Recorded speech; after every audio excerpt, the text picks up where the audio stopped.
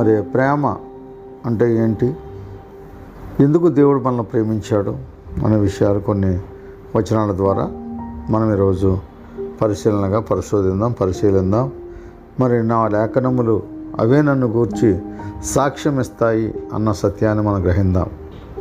దేవుని గూర్చిన జ్ఞానం మనకు తెలియాలి అంటే లేఖనములను పరిశోధించమన్నారు. అలాగే నిత్య జీవం ఉన్నదని తలంచుచు దాన్ని ధ్యానించమన్నారు.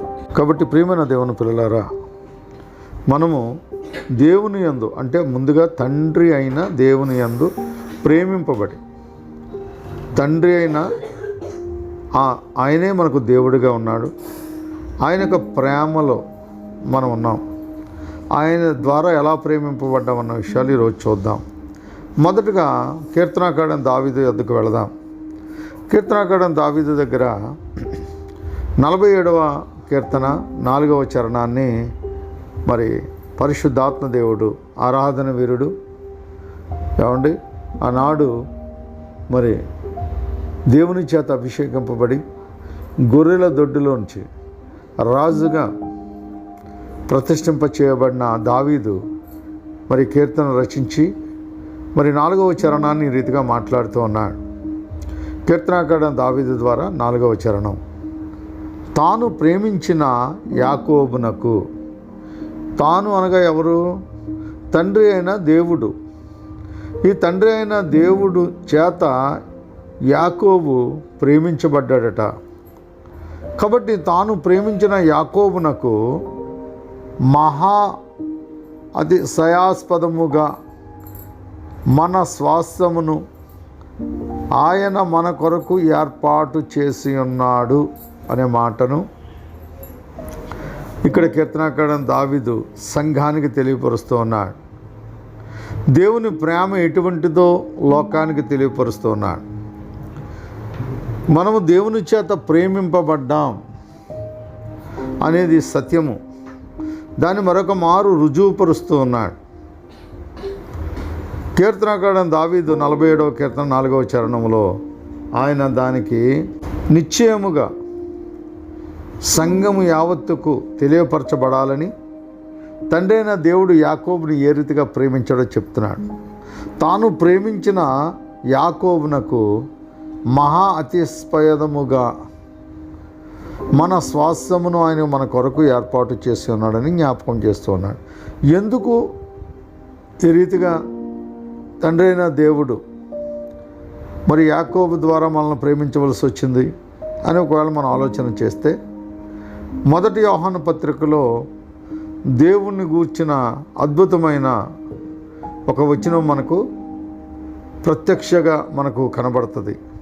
మొదటి యోహాను పత్రిక 4వ అధ్యాయము 8వ వచనములో యోహాను గారు ద్వారా పరిశుద్ధాత్మ చేత ప్రేరేపింపబడి దేవుని చేత పలికింపబడిన గొప్ప మాట, దేవుడు ప్రేమాస్వరూపి అనుంది. దేవుడట ప్రేమాస్వరూపి. దేవుడు ప్రేమై ఉన్నాడు. పుట్టినోట్లో ఒకటని చూస్తే దేవుడు ప్రేమై ఉన్నాడు. ప్రేమే దేవుడు, దేవుడే ప్రేమ. ఆయన మనల్ని ప్రేమిస్తాడు. ఆయన గుణగణములో ఒక గొప్ప గుణము ప్రేమ. ఈ ప్రేమ సంఘము యావత్తు దీన్ని దేవుని యొక్క గుణగణాలలో ప్రథమ గుణగణాలుగా మనము కూడా పుణికిపుచ్చుకోవాలి. అందుకే ఆత్మఫలములు. ఈ ఆత్మఫలము ఏదనగా అంటూ మొదలెడతాడు అపోస్తలుడైన పౌలు గలతీ రాసిన పత్రికలో మనం చూస్తాం. ప్రేమ. ఈ ప్రేమ అనే దాని కొరకు మరి దేవును తండ్రి అయిన దేవుడు ఏ రీతిగా సంఘాన్ని, ఏ రీతిగా లోకాన్ని, ఏ రీతిగా ఆయన పిల్లలను ప్రేమించాడో మనం తెలుసుకోవడానికి ప్రయత్నపడదాం. ఈరోజు ఆ యొక్క ప్రేమకు మనము కూడా హక్కుదారులుగా ఉన్నాం. మనము కూడా ఒకరినొకరు ప్రేమించుకున్న బద్ధులై ఉన్నాం. మనము సంఘములో ఐక్యము చేయబడిన మనము సంఘేతరులుగా ఉంటున్న లోక ప్రజలను మనము కూడా ప్రేమించాలి. వారిని రక్షించడానికి మనం కూడా రక్షణ సువార్తను వారికి తెలియపరచాలి. ఎవరైతే సంఘేతరులుగా ఉంటూ ఉన్నారో వారందరికీ కూడా మనం చేయాల్సింది రక్షణ సువార్త. అనేకులను మనం ప్రేమించబద్దులమై ఉన్నాం. కానీ క్రైస్తవులు తమ్మును తాము ప్రేమించుకునేవారుగా ఉన్నారు, కానీ లోకములో ఉన్న తమ సహోదరుని ప్రేమించలేనటువంటి వారుగా ఉన్నారు. ఇది ధర్మశాస్త్రంలో ఉన్న ఆజ్ఞలు అన్నిటితో పరిపూర్ణము చేస్తాడని గలతీ రాసిన పత్రికలో అపోస్తలుడైన పౌలు చెప్తాడు. నిశ్చయముగా నిన్ను వలె నీ పొరుగువారిని ప్రేమించు అనే మాటలో ఆజ్ఞలన్నీ పరిపూర్ణమైనవి అని చెప్తారు. ఎందుకని? ప్రేమలో. ఎందుకంటే ప్రేమే దేవుడు అన్నాడు తెలుసుకున్నాం. ప్రేమ అంత గొప్పది. అందుకే రాత్రి చాలా సమయాన్ని తీసుకుని మాట్లాడాను. ప్రేమ యొక్క వ్యత్యాసం. ఈ ప్రేమను అపవాది ఏం చేస్తున్నాడంటే, సంఘము లోకము వేరు, అది నిజము. కానీ లోకములో మన సహోదరులు ఉన్నారు, దేవుని పిల్లలు ఉన్నారు. తండ్రి అయిన దేవుడు లోకాన్ని ఎందుకు ప్రేమించాడు అంటే, లోకములో ఉన్న తన పిల్లలను రక్షించుకోవడానికి. మనము దేవుణ్ణి ప్రేమిస్తూ ఆ ప్రేమను నశించిపోతున్న సహోదరుల మీద మనము గురి కలిగి ఉండాలి. అనేక సహోదరులను ప్రేమించేవారిగా ఉండాలి. ఇది దేవుని యొక్క గుణలక్షణము. ఈ గుణలక్షణమును మనము ఆపాదించుకోవాలి, మన హృదయంలో ముద్రించుకోవాలి. కాబట్టి ప్రియమైన దేవుని పిల్లలారా, అదే మొదటి యోహాను పత్రిక 4వ అధ్యాయము ఆ కిందకి 10వ వచనానికి వస్తే ఈ రీతిగా మాట్లాడుతూ ఉన్నారు. మనము దేవునిని ప్రేమించితమని కాదు, తానే మనలను ప్రేమించి మన పాపములకు ప్రాయశ్చిత్తమై ఉండుటకు తన కుమారుణ్ణి పంపెను. ఇందులో ప్రేమ ఉన్నది అంటున్నాడు. చాలా ఆశ్చర్యం. మనము ప్రేమించామని ఆయన మనల్ని ప్రేమించలేదట, ఆయనే మనల్ని ప్రేమించాడట. అవునండి. ఎప్పుడు ప్రేమించారు ఆయన? జగత్ పునాది వేయబడక మునిపే ఆయన మనలను ప్రేమించారు. ప్రేమించి మన పాపములకు ప్రాయశ్చిత్తము అయి ఉండుటకు, అంటే పాప పరిహారార్థ బలియాగముగా, బలి యజ్ఞ పశువుగా తన కుమారుణ్ణి గమని ఎలుపల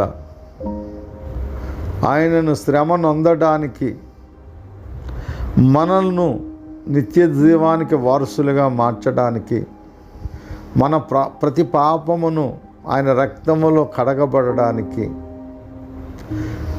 మన యొక్క రోగములను భరించడానికి, మన పాపములను, మన శాపములను, మన అతిక్రమములను పరిహరింపబడడానికి తన జనతీక కుమారుడైన వాక్యమైన దేవుణ్ణి ఈ లోకానికి శరీరాకారముతో, పాప శరీరాకారముతో ఈ లోకానికి పంపించి ఆయన ప్రేమ ఎటువంటిదో రుజువుపరుచుకున్నారు.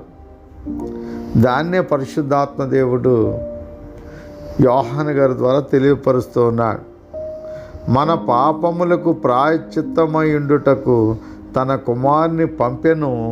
ఇందులో, ఆ పంపడంలోనట, ఇందులో ప్రేమ ఉన్నది.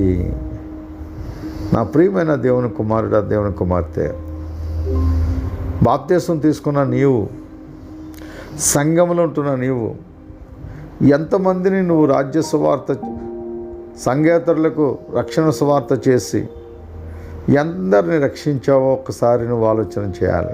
కనీసం యోధాపత్రికకి వాక్యం యొద్దకు కూడా ఒక్కొక్కరు తీసుకురాలేకపోతూ ఉన్నారు. ఇది చాలా ఆశ్చర్యకరమైన విషయం. మనము రక్షించబడి, మనం నేర్చుకుని, మనం దేవుని చేత మనం భద్రం చేయబడ్డాము అని చెప్పుకోవడం కాదు. దేవునిలో ఉన్న మనము, దేవుని గుణగణాలను కలిగిన మనము దేవుని యొక్క లక్షణాలు పుణుకుపుచ్చుకున్న మనము దేవుని వలె నిశ్చేతగా మనం కూడా ముందుకు ఆ యొక్క లక్షణాలను గురిగా తీసుకుని ఆ లక్షణాలను పుణుకుపుచ్చుకుని మరి దేవుని చేత బల నమ్మకమైన దాసుడా అనే గొప్ప ఆధిక్యతను నిశ్చయముగా మనము పొందుకోవలసిన వారుగా ఉంటాం. కాబట్టి ప్రియమైన దేవుని కుమారులారా, దేవుని కుమార్తెలారా, మనము దేవుడు మనల్ని ఎందుకు ప్రేమించాడో మరి యోహాను సువార్తలో కూడా మనం చాలాసార్లు చదువుకుంటాం. ఈరోజు కూడా ఆ మాటను కూడా మనం చదువుకుందాం.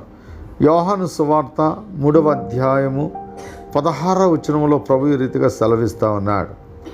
దేవుడట, ఎవరైనా తండ్రి, ఈ తండ్రి అయిన దేవుడట లోకమును ఎంతో, చాలా అద్భుతమైన మాట, ఎంతో ప్రేమించనట. మరి ప్రేమించి విడిచిపెట్టలేదు, ప్రేమించాడు కనుక తన అద్వితీయ కుమారునిగా పుట్టిన వాని యందు, అద్వితీయ కుమారుడు లేక జనతేక కుమారుడు లేక యేసుక్రీస్తు ప్రభు లేదా వాక్యమైన దేవుడు అభిషిక్తుడు, మరి ఆయన కుమారుడిగా జన్మించిన వాని యందు మనమందరము కూడా విశ్వాసం ఉంచాలట. వాక్యము పట్ల విశ్వాసము కలిగి ఉంటే, వాక్యముతో మనము అంటగట్టబడగలిగి ఉంటే, ప్రతివాడును వారు వీరని లేదు, ఇక్కడ గ్రీసు దేశస్థుడని, మరి అన్యుడని, రోమియుడని, ఆ దేశమని ఈ దేశమని ఏది కూడా ఆటంకము కాదండి. ప్రతివాడును నశింపక నిత్య జీవము పొందుతారట. ఎందుకని? ఆయన జీవమై ఉన్నారు. ఎవరైనా వాక్యమైన దేవుడు, తండ్రి అయిన దేవుని యొక్క జనతేక కుమారుడైన యేసుక్రీస్తు ప్రభుని అంగీకరించడం ద్వారా, విశ్వసించడం ద్వారా ఆయన యందు విశ్వాసం ఉంచాలి. ఆయన యందు అనగా వాక్యము పట్ల విశ్వాసము కలిగి ఉండాలి. ఎవరైతే వాక్యాన్ని హృదయంలో ధరించుకుంటారో, ఎవరైతే వాక్యాన్ని హృదయంలో భద్రపరుచుకుంటారో, ఎవరైతే వాక్యం పట్ల అసంచలమైన విశ్వసనీయతను కలిగి ఉంటారో, అటువంటి వారెవ్వరూ కూడా నశించిపోరట. ఇది సత్యము. నశింపక ఇదిగో నిత్య జీవము పొందినట్లు ఆయనను, ఇక్కడ మనకని లేదు కానీ నిజంగా అక్కడ మనం అలాగే ఆపాదించుకోవాలి, ఆయనను మనకు అనుగ్రహించెను. ఏమండి? మన కొరకే కదా, మనకు ఆయన అనుగ్రహించేశాడు, అంత ఇచ్చేశాడు మనకు బలిగా. అంటే ఎవరిని ఎక్కువగా ప్రేమిస్తూ ఉన్నాడు దేవుడు? తన కుమారున్న మనల్ని అన్నప్పుడు చాలా సంతోషం అనిపిస్తుంది. ఆయనకు వారసులమని తెలిసినప్పుడు చాలా ఆనందం వస్తుంది. నిత్య జీవానికి అర్హులం ఉన్నప్పుడు చాలా సంతోషం అనిపిస్తుంది. నిజమేనండి, ఇవన్నీ సత్యాలే. అయితే ఈ రీతిగా మనం ముందుకు కొనసాగాలి అనుకుంటే వాక్యము పట్ల నీ యొక్క అభిప్రాయాన్ని, నీ యొక్క ఉద్దేశాన్ని, ఇంతవరకు ఏ ఆలోచన అయితే కలిగి ఉన్నావో, ఇంతవరకు ఏ ఉద్దేశాన్ని అయితే ఉద్దేశించుకున్నావో, వాటన్నిటిని విడిచి ఇప్పుడు మనము నూతనముగా ఆయనకు ఆలోచనకు తగినట్లుగా, ఆయన అభిష్టానికి తగినట్లుగా, ఆయనకు ఆలోచనలకు తగినట్లుగా మనం జీవించాలన్నదే దేవుని యొక్క గొప్ప ప్రేమ. కాబట్టి ప్రియమైన దేవుని పిల్లలారా, చాలాసార్లు మనం అనుకుంటాం మనం ఈరోజు వాళ్ళమే కదా అని. కాదండి, ఈరోజు వాళ్ళని కాదు. మనం ఎప్పటి వారమో చూడండి. ఎఫెసీయులకు రాసిన పత్రికలో అపోస్తలుడైన పౌలు తెలియపరుస్తాడు, మనము తన ఎదుట పరిశుద్ధులమును నిర్దోషులమై ఉండవలెనని జగత్ పునాది వేయబడక మునుపే. ఏమండి? జగత్తుకి పునాది లేదు, వేయబడక మునుపే ప్రేమ చేత, ఇది ప్రేమ అనగా దేవుడు, ప్రేమ అనగా తండ్రి, తండ్రి చేత. ప్రేమ చేత అంటే తండ్రి చేత, ప్రేమ చేత అంటే దేవుని చేత. బా, ఎంత అద్భుతంగా ఉందండి. ధ్యానిస్తుంటే ఎంతో ఆనందంగా ఉంటుంది ప్రేమ. అటువంటి ప్రేమను ఈ లోక అధిపతి, లోకాధికారి, ఏమండి, అపవాది కలుషితం చేసేసాడు.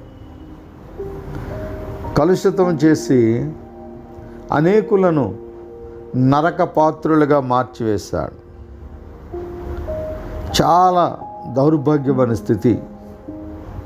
ఈ కడవరి దినాలలో అనేకులు దేవుని జ్ఞానము లేకే నశించిపోతున్నారు. ఆ జ్ఞానాన్ని పొందుకుంటున్న మనము కూడా దానికి తగినట్లుగా మనం బ్రతకట్లేదు. మనకిచ్చిన అవకాశాన్ని సద్వినియోగపరుచుకోవట్లేదు. ఎంతసేపు మన కుటుంబము, మన పరిస్థితులు, మన స్థితిగతులు, మన యొక్క బాధలు, వీటినే మనం ఆలోచిస్తూ ఏ ఒక్క వ్యక్తిని రక్షించలేకపోతా ఉన్నాం. కానీ దేవునికి ఇది ఇష్టం కాదండి. తన కుమారుడైన యేసుక్రీస్తు ప్రభు ఏ స్వారూప్యము, ఏ స్వభావము, ఏ గురైతే కలిగి ఉన్నాడో అదే గురిని మనము కూడా కలిగి ఉండాలని దేవుని యొక్క ఉద్దేశము. తండ్రి అయిన దేవునికి ఆలోచనకు తగినట్లుగా మనమైతే జీవించలేకపోతా ఉన్నాం. ఆలోచన చేయండి. నా జనులు నన్ను గూర్చిన జ్ఞానము లేకే నశించిపోచున్నారన్న మాట ఎంతటి సత్యమో ఆలోచన చేయండి. ఈ ప్రేమను కలుషితము చేయటం ద్వారా చిన్న చిన్న వాటికే వారు ఆత్మహత్యలు చేసుకుంటూ శరీర సౌందర్యాన్ని ప్రేమించి అనేకులను చంపడానికైనా వీరు చావడానికైనా సిద్ధపడుతూ ప్రేమను అపాత్రము చేసేసి ప్రేమకున్న ఆ యొక్క ఏదైతే ఆ మంచి గుణలక్షణాలు ఉన్నాయో వాటన్నిటిని కూడా అపాత్రంగా మార్చేశారు. తద్వారా దేవుడు ప్రేమన్న విషయాన్ని సంఘము కూడా మర్చిపోయింది. ప్రేమే దేవుడైన విషయం కూడా సంఘం మర్చిపోయి ఆ ప్రేమించడంలో కూడా నా కుటుంబము, నా బిడ్డలు, నా సంఘము, నా పాస్టరు, ఇలాగా ఆ యొక్క అపవాది యొక్క ఆలోచన, అపవాది యొక్క ప్రేరేపణ, దుష్టుని యొక్క ప్రభావము, దుష్టుని యొక్క ఆలోచనతో సంఘములో ఉన్న తమ తోటి సహోదరులను కూడా ప్రేమించలేక ద్వేషిస్తూ ఉన్నారు. ఎవరైతే సహోదరుని ద్వేషిస్తారో వారు ఇంకనూ మరణంలోనే నిలిచి ఉన్నారని వాక్యం సెలవిస్తూ ఉంది. చాలా ప్రమాదకరమైన సంఘటన. చాలాసార్లు సంఘము దేవుని యొక్క వాక్యాన్ని కలిగి ఉండి కూడా సత్యాన్ని అర్థం చేసుకోలేకపోతా ఉన్నారు. అందుకే వాక్యమైన యేసుక్రీస్తు ప్రభుల వారు ఆనాటి సమాజాన్ని, ఈనాటి సంఘాన్ని కూడా దేవుడు ప్రశ్నిస్తూ ఉన్నాడు. మీరు లేఖనములు కానీ దేవుని శక్తిని కానీ ఎరుగక పొరబడుచున్నారు. మనము లేఖనములను, ఒక కుష్ఠవ్యాధిగ్రస్తుడైన ఒక సహోదరుడు ధనవంతుని ఇంటి వాకిట పడి ఉన్నాడు. ధనవంతుడు భోజనపు బల్ల మీద పడిన రొట్టె ముక్కలను పారవేసినప్పుడు వాటిని తింటూ బ్రతుకుతున్న తరుణములో వాని యొక్క వ్యాధిని బట్టి చాలా దౌర్భాగ్యమైన స్థితిలో పెంట మీద ఉన్నాడు. ఒక సహోదరుడు చీనీ చీరంబరాలతో ఆ రాజవస్త్రాలు ధరించి 7 అంతస్తుల ఆ యొక్క మేడలో నివసిస్తూ ఉన్నాడు. ఇరువురు కూడా ఒకరికి ఒకరు సహోదరులే. ఈనాడు సంఘము కూడా ఈ సత్యాన్ని గ్రహించలేకపోయింది. సంఘాలలో పాస్టర్స్ కూడా వీరిరువురి మధ్య ఈ యొక్క సహోదర ప్రేమను గూర్చి మాట్లాడే దైవజనులు నాకైతే కనబడలేదు. ఒకవేళ ఎవరైనా ఉంటే వారికి నా హృదయపూర్వకమైన వందనాలు. ఒక ధనవంతుడు లాజరు అనే చెప్పగలుగుతారు తప్ప వీరిరువురు కూడా సహోదరులే. ఎందుకు సహోదరులు? ఒక తల్లి గర్భాన్ని ఉద్భవించారా అంటే కాదండి. ఒక తల్లి గర్భంలో పుట్టిన వారిని చెప్పడం నా ఉద్దేశం కాదు. వారిరువురు కూడా దేవునిని కలిగి ఉన్నవారు. వారిరువురు కూడా దేవునిని సహవాసమును అన్నిటినీ ఎరిగిన కుమార్తెలు, ఇరువురు కూడా కుమారులు. ఎలా చెప్పగలుగుతున్నారు అని మీరు ఒకవేళ ప్రశ్నిస్తే, ఈ యొక్క లాజరు ఒక దినాన్ని చనిపోయాడటండి. చాలా అద్భుతమైన మాటలు ఉంటాయి అక్కడ. దేవదూతల యొక్క సమూహము వచ్చి లాజరు యొక్క ఆత్మను పరదైసుకు అనగా అబ్రహాము రొమ్ముకు ఆనుకుని కూర్చుండుటకు తీసుకువెళ్ళినట్లుగా వాక్యం సెలవిస్తూ ఉంది. ఎంత సంతోషం అండి! ఎవరట? ధనవంతుని ఇంటి వాకిట ఎదుట పెంట కుప్ప మీద ఉన్న దీనుడు. అందుకే కీర్తనకారుడు దావీదు అంటాడు, పెంట మీద దీనులను నువ్వు లేవనెత్తెదు. అబ్బా, అవునండి, దేవుడు ఎంత ప్రేమమయుడు. నశించుచున్న దానిని వెదికి రక్షించడానికి నేను ఈ లోకమునకు వచ్చాను అని చెబుతున్నాడు. నా ప్రియ దేవుని కుమారుడు, దేవుని కుమార్తె, మారు మనసు అక్కరలేని 99 నీతిమంతులు అనబడిన గొర్రెల గురించి కాదు, కానీ ఎవరైతే మారు మనసు లేక ఎవరైతే లోకములో పడి నశించిపోచున్నారో ఆ గొర్రెను వెతికి రక్షించడం అంటే దేవునికి మహదానందం. పరలోకమంతా కూడా గొప్ప సంభ్రమాశ్చర్యంగా అక్కడ గొప్ప పండగే జరుగుతుందట. ఆ పండగ జరగాలి అంటే, దేవుడు అంత అత్యానందభరితుడు అవ్వాలి అంటే సంఘం ఏం చేయాలండి? సంఘము లోకములో ఉన్న సహోదరుల్ని రక్షించాలి. అదే కదా దేవుడు అత్యానందభరితుడిగా అవుతాడట.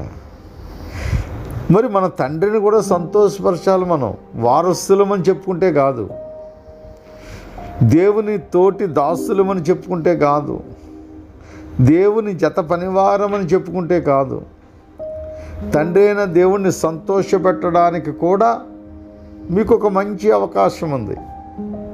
అవకాశాన్ని మీరు సద్వినియోగపరచుకోవట్లేదు నా కుమారులారు, నా కుమార్తెలారు. ఈరోజు దేవుడు నీతో సూటిగా మాట్లాడుతున్నాడు. బాప్తిసం తీసుకుని 10 అయింది, 20 ఏళ్ళు అయింది, 30 ఏళ్ళు అయింది, గర్వంగా చెప్తాం. నిజమే, కానీ తద్వారా నీ ద్వారా లోకంలో ఉన్న ఒక్క వ్యక్తిని నువ్వు రక్షించగలిగావా? నీ తోటి సహోదరుని ఒక్కరినైనా అగ్నిలో ఉన్నవాడిని లాగి రక్షించగలిగావా? ఈ రాత్రి సూటిగా దేవుడు నీతో మాట్లాడుతూ ఉన్నాడు. అయితే లాజరు చనిపోయాడు, దేవదూతల సమూహం వచ్చి కొనుక్కోబడింది. ఇక మరి డెడ్ బాడీ సంగతి ఏంటి? ఒక కుక్క చనిపోతే ఏ రీతిగా ట్రీట్ చేస్తారో ఆ రీతిగానే ఆయన కూడా ట్రీట్ చేశారు. ఆ యొక్క గ్రామంలో ఉన్న ఎవరైతే ఉన్నారో ఆ అధికారులు, ఏమంటే అది పట్టణం అయితే మున్సిపాలిటీ, గ్రామం అయితే గ్రామ పంచాయతీ, వారు ఎవరైతే ఉన్నారో వారు వచ్చి ఆయనను ఖననం చేశాడని మనం నమ్మొచ్చు. అయితే ఇవన్నీ అక్కడ లేవు, కానీ మన ఆలోచన. ఎందుకంటే పెంట మీద చనిపోయాడు. కొద్ది దినాలకి మరి ఈ యొక్క చీనంబరాలతో రాజమహల్లో ధనవంతుడిగా, ఐశ్వర్యవంతుడిగా ఆ గ్రామాన్ని, ఆ యొక్క ప్రాంతాన్ని శాసించే గొప్ప ధీరుడిగా ఉన్న ఆ ధనవంతుడు కూడా చనిపోయాడు. అయితే ఆ ధనవంతుడి నిమిత్తము ఒక చక్కని బంగారముతో శవపేటికను తయారు చేశారు. దాని మీద బంగారపు పూతను పూశారు. వజ్రాలను అతికించారు.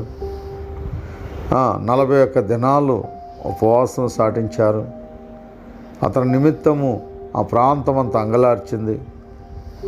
తన్ను ఎంతో ఘనముగా ఆయనను ఖననం చేశారు. ఇవన్నీ అక్కడ రాసున్నాయంటే లేవండి, మీకు అర్థమవుతుందని చెప్తున్నాను అంతే. ఇప్పుడు ఇరువురు కూడా చనిపోయారు. ఇతన్ని స్తోమతను బట్టి ఇక్కడ పంచాయతీ అధికారులు లేకపోతే అక్కడున్న ఏ అధికారులు ఏదో మొత్తం మీద కానిచ్చేశారు. ఇక్కడ ఇతనుకున్న పలుకుబడిని బట్టి, అన్నదమ్ములను బట్టి, అతనుకున్న ఆస్తిని బట్టి ఈ రీతిగా ఖననం చేస్తారు. అయితే ఇతను ఆ క్షణములోనే లాజరు అనే వ్యక్తి అబ్రహామును రొమ్మున ఆనుకుని ఉన్నాడు. మరి ఇతను కూడా ఇంత ఘనముగా 40 దినాలు ఉపవాసం ఉండి అంగలార్చి సంతాప దినాలు ప్రకటించి దేశమంతా సెలవిచ్చి ఈ రీతిగా చేసిన ఈ యొక్క వ్యక్తి యొక్క జీవితాన్ని మనం చూసినప్పుడు ఇతను పాతాళములో ఉన్నాడట. ఎంత ఆశ్చర్యం! అయితే మీరు నన్ను ప్రశ్నించవచ్చు, అయ్యగారు మీరిద్దరు అన్నదమ్ములు అన్నారు, మరి ఇతను పాతాళంలో ఉండడానికి కారణం ఏంటి? అతను పరదేశంలో ఉండడానికి కారణం ఏంటి అంటే ఒకే ఒక కారణం అండి. తన తోటి సహోదరుణ్ణి ఆ ధనవంతుడు ప్రేమించలేకపోయాడు. ఆ యొక్క పేదవాడు పట్ల కనికరము చూపించలేకపోయాడు. ఈ కనికరించటము, కృప చూపటము, దయ చూపటము, ప్రేమించటము ఇవన్నీ కూడా తండ్రి అయిన దేవుని యొక్క గుణలక్షణాలు. ఈరోజు సంఘము ఇదిగో ధనవంతుడి వలె ఉంది. తన తోటి సహోదరుణ్ణి ప్రేమించలేక ద్వేషిస్తూ ఉంది. తన యొక్క లేమిని చూసి, తన లేనితనాన్ని చూసి, తనకున్న ఏవైతే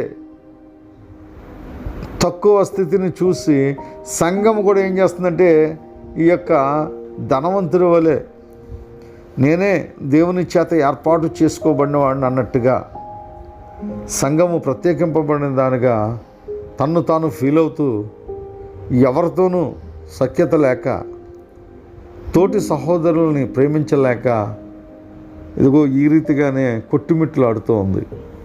అయితే మీరు అడగవచ్చు, అయ్యా ఇన్ని చెప్పారు, ఎలాగా అన్నదమ్ములని అన్నారు?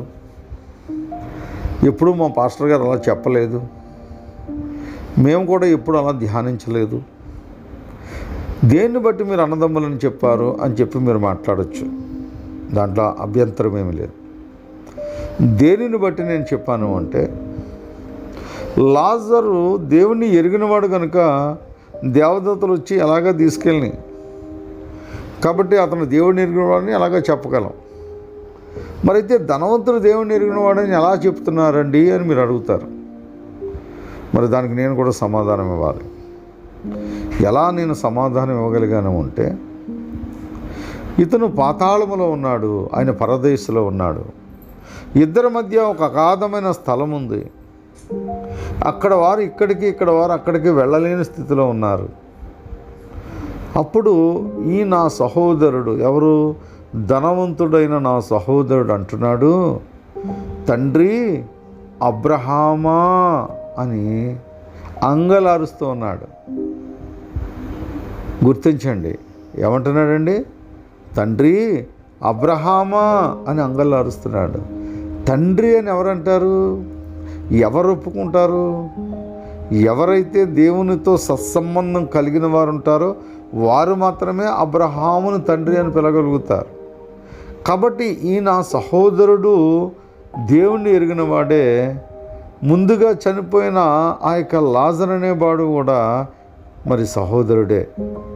మరి తోటి సహోదరుణ్ణి ఈయన ఏం చేయలేకపోయాడట? కనికరించలేకపోయాడు, ప్రేమించలేకపోయాడు. నిన్ను వలె నీ పొరుగువాడిని ప్రేమించనే ఒక మాటను ఆయన, ధర్మశాస్త్రంలో ఉన్న మాటలే, మళ్ళీ కొత్త నిబంధనలో యేసుక్రీస్తు ప్రభువు వారు కొత్తగా పెట్టింది ఏం కాదు. ధర్మశాస్త్రంలో లేవియ కాండములోనే తండ్రి అయిన దేవుని చేత పలికింపబడిన మాటే అది. ఆనాటి ధర్మశాస్త్రముని అవపోసన పట్టినవాడే ఈ ధనవంతుడు. కాబట్టి ఆయన పలుకుతున్నాడు. ఆ యొక్క అగాధములో, ఆ యొక్క మండే అగ్నిగుండములో ఉండి ఆయన అంటున్నాడు, నా తండ్రి అబ్రహామా, నీ రొమ్మును ఆనుకున్న ఆ యొక్క లాజరు చేత తన చిటికెన వేలు కొనను నీటిలో ముంచి ఒక నీటి బొట్టు నా నాలికను తడపమని బ్రతుకులాడుకుంటున్నాడు. ఎంత ఆశ్చర్యం చూడండి. ఒకరోజు కూడా తన ఇంటి వాకిట పడి ఉన్న ఆ యొక్క నా సహోదరుడు అని ఏనాడు అనుకోని ఈ ధనవంతుడు అక్కడికి వెళ్ళేసరికి ఆయన పసిపిల్లవాని వలె పాలుగారే దేహంతో సౌందర్యవంతుడిగా, లాజరును అంత అద్భుతంగా ఉన్న వ్యక్తిని కూడా ఈ యొక్క నా సహోదరుడు గుర్తెరిగాడు. ఎందుకని? తన జీవితకాలం యావత్తు తన ఇంటి వాకిటనే పడి ఉన్నాడు. రోజుకు 4 సార్లు బయటికి వెళ్ళి లోపలికి వస్తాం కదా, ఆ ఇంటి వాకిటను ఉన్న వాడిని ముఖం గుర్తుపట్టగలం కదా. చూడండి ఎంత ఆశ్చర్యమో. నాయన, అక్కడ వారు ఇక్కడికి, ఇక్కడ వారు అక్కడికి వెళ్ళలేము, ఇది ఒక పెద్ద అగాధము అని చెప్పి తండ్రి గారైన అబ్రహాము సెలవిస్తూ ఉంటే అబ్రహాముని అడుగుతున్నాడు, నా తండ్రి, నాకు ఇంకా 5 సహోదరులు ఈ లోకంలో ఉన్నారు. ఇదిగో మృతులలో నుండి ఒకడు వెళ్ళి వారికి వేదనకరమైన విషయాలు తెలియపరిస్తే వారు రూపాంతరము చెందుతారు, మారు మనసు పొందుతారు. ఇదిగో నిశ్చయముగా రెపెండెన్స్ వస్తుంది, వాళ్ళు రక్షించబడతారు. కాబట్టి నాకు సెలవియ్యి నాయనా అని చెప్పి అబ్రహామును బ్రతుకులాడుకుంటున్నాడు. ఎంత గొప్ప వ్యక్తి అండి. నేను చాలా ఆనందిస్తాను. ధనవంతుడి పట్ల నాకు చాలా ప్రేమ కలిగి ఉంటుంది. ఎందుకో తెలుసా? అగ్నిలో ఉండి కూడా తన సహోదరుల కొరకు ఆలోచిస్తున్నాడు. కానీ మనము సంఘములో ఉండి కూడా మన తోటి సహోదరుల కోసం ఆలోచించలేకపోతా ఉన్నాం. ఎవరు దౌర్భాగ్యుడు ఒకసారి ఆలోచించండి. అగ్నిలో ఉన్న ఆ సహోదరుడు దౌర్భాగ్యుడా? లోకము నుంచి తప్పింపబడి దేవుని చేత ప్రేమింపబడి దేవునిలో ఎదుగుతూ దేవుని యొక్క జీవాన్ని పొందుకుని దేవుని యొక్క అధికారాన్ని పొందుకుని ఆ యొక్క పరిశుద్ధాత్మ అభిషేకముతో నడిపింపబడుతున్న సార్వత్రిక సంఘమా? ఈరోజు ప్రశ్న, నీ తోటి సహోదరుడు పట్ల ఎటువంటి ప్రేమను కలిగి ఉన్నావు? ఆత్మ చెబుతున్న సంగతులు చెవుగలవాడు వినుగాక అనినట్లుగా నీ ఆత్మీయ చెవులు ఈ రాత్రికాల సమయంలో తెరవచ్చేసుకో. ఆత్మీయ సంగతులను వినులాగున, ఆ హృదయానికి గ్రహించులాగున ఈ రాత్రికాల సమయంలో నువ్వు గమనించు. కాబట్టి ప్రియమైన దేవుని కుమారుడా, దేవుని కుమార్తె, ఈరోజు ఆ ధనవంతుడు ఎంత చక్కని ఒక తీర్మానం కలిగి ఉన్నాడో చూడండి. తన సహోదరులు ఇంకా రక్షణ లేక 5 లోకంలో ఉండిపోయారు. అగ్నిలో ఉండి కూడా తన కుటుంబం కొరకు, తన కుటుంబ సహోదరుల కొరకు ఆలోచించే మనస్సు ఎంత అద్భుతం అండి. మనమైతే మన తోటి సహోదరుల నిమిత్తమే కాదు, మన తోడబుట్టిన వారి నిమిత్తం కూడా మనం ఆలోచన చేయలేకపోతూ ఉంటాం. నా రక్షణ నాది, నా సంఘము నాది, నేను పరలోకానికి నేను నిశ్చయముగా మా సంఘములో ఉంటే మేము నిశ్చయముగా ఎత్తబడతాం అని ఒక గుంపుగా మాట్లాడుకుంటూ ఉంటారు. ఎందుకు దేవుడు అక్కడ లాజరు యొక్క ధనవంతుని యొక్క కన్వర్సేషన్ యేసుక్రీస్తు ప్రభువే తన నోటితో చెప్పిన మాటలవి, చెప్పిన మాటలు కాదు నా కుమారుడా. ఈరోజు నీ స్థితి సార్వత్రిక సంఘమని డబ్బాలు కొట్టుకోవడం కాదు, రక్షించబడ్డానని సంకలు కొట్టుకోవడం కాదు, కానీ ఇదిగో నిశ్చయముగా దేవుని చేత ప్రేమింపబడిన సంగమా, ఆ ప్రేమను అనేకులకు వ్యక్తపరచు, ఆ ప్రేమను నీ సహోదరులకు పంచు. నీ తండ్రి అయిన దేవుని గుణగణాలు నీలో ఉన్నాయని లోకానికి చాటి చెప్పు. లోకాన్ని ప్రేమించొద్దు సుమా, లోకములో ఉన్న నీ సహోదరుని ప్రేమించు. అగ్నిలో ఉండి కూడా ఆ నా సహోదరుడు తన అత్యంత దేవుని పట్ల విధేయత, ప్రేమ, భయము, భక్తి అన్నీ అక్కడ కలిగినవి. లోకంలో ఉన్నంత కాలం తనకు అర్థం కాలేదు. ఇప్పుడు అడుగుతున్నాడు, నా తండ్రి నన్ను పంపించు, మృతుల నుంచి ఒకడు వెళితే అర్థమవుతుంది కదా అంటే అక్కడ చెప్పడానికి ప్రవక్తలు ఉన్నారు. మోషేయును ఇదిగో ప్రవక్తలను వారి వద్దకు వెళతారు, చెప్తారని చెప్పి అని చెప్తూ ఉన్నాడు. ఈరోజు యేసుక్రీస్తు ప్రభువు వారే ఆ ధనవంతుని యొక్క కోరికను తీర్చారు. మృతులలో నుంచి ఆయన తిరిగి లేచి 500 మందికి తన్ను తాను కరుపరుచుకుని నిత్య జీవాన్ని సార్వత్రిక సంఘానికి అందించి తండ్రి అయిన దేవుని చెంతకు వెళ్ళాడండి ఆయన. ఎవరి ఆశ అనుకుంటున్నారు ఇది? ఒక అగ్నిలో ఉన్న నా సహోదరుడు యొక్క ఆశ ఏనాడైనా ధ్యానించావా నా కుమారుడా? ఈ రీతిగా ఏనాడైనా వాక్యాన్ని ధ్యానించగలిగావా? దేవుడి సత్యాన్ని ఏ రీతిగా తెలియపరుస్తూ ఉన్నాడు ఒక్కనాడైనా నీ హృదయంలో ముద్రించుకున్నావా? వాళ్ళిరువురు కూడా దేవుని పిల్లలే, వారిరువురు కూడా అబ్రహాముకు కుమారులే. అయితే అబ్రహాం అంటున్నాడు, నా కుమారుడా అంటున్నాడు. ఆ యొక్క నా సహోదరుని కూడా ఏమంటున్నాడు, నా కుమారుడా అంటున్నాడు. ఎందుకో తెలుసా? వారిరువురు కూడా అబ్రహాముకు పిల్లలే. ఎంత ఆశ్చర్యం!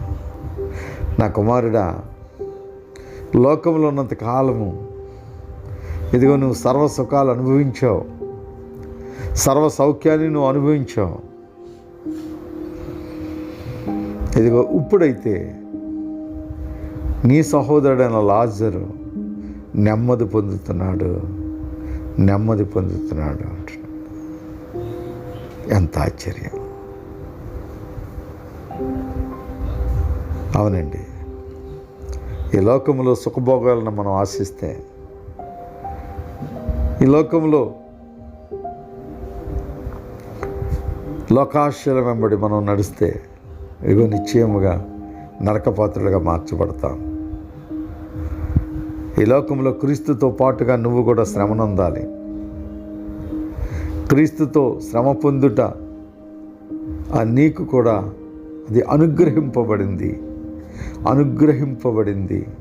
అడగకుండానే దేవునికి వరంగా ఇచ్చాడు. ఏంటట? శ్రమ పడటం.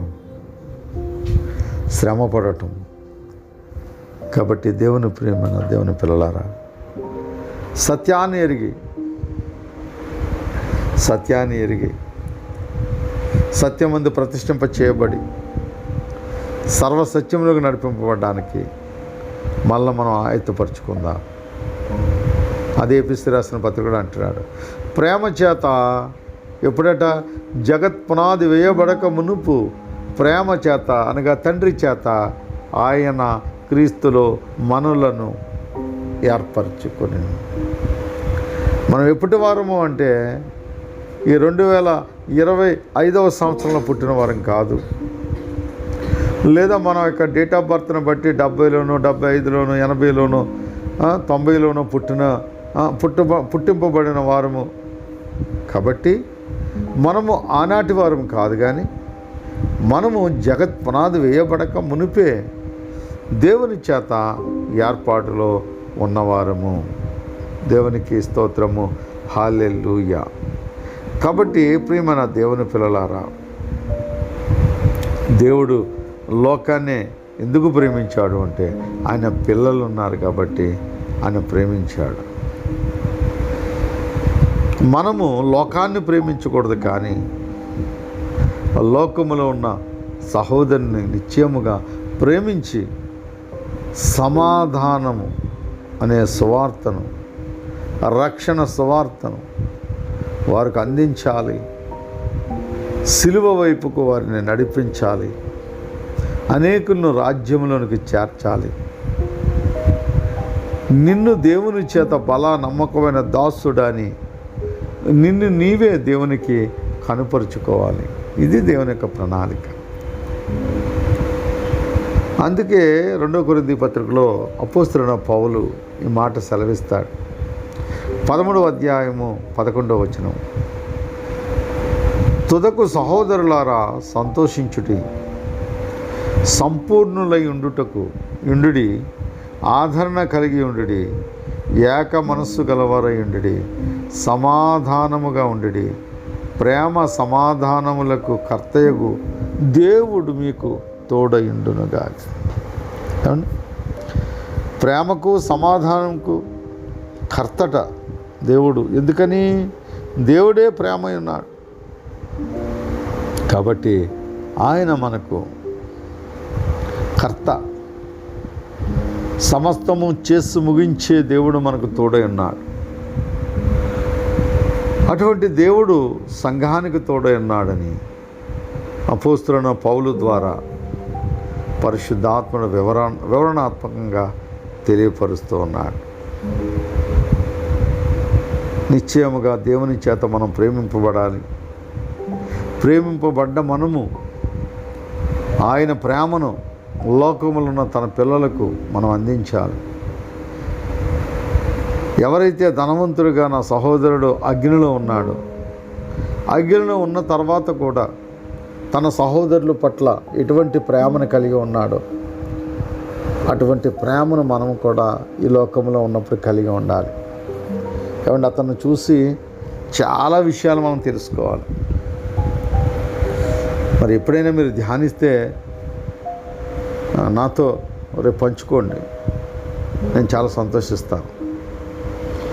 చివరికి ఒక మాట చదువుకుని మనం ప్రార్థన చేసుకుందాం. తీతుకు రాసిన పత్రిక 3వ అధ్యాయం 4వ వచనాన్ని చదువుతున్నాను. మన రక్షకుడైన దేవుని యొక్క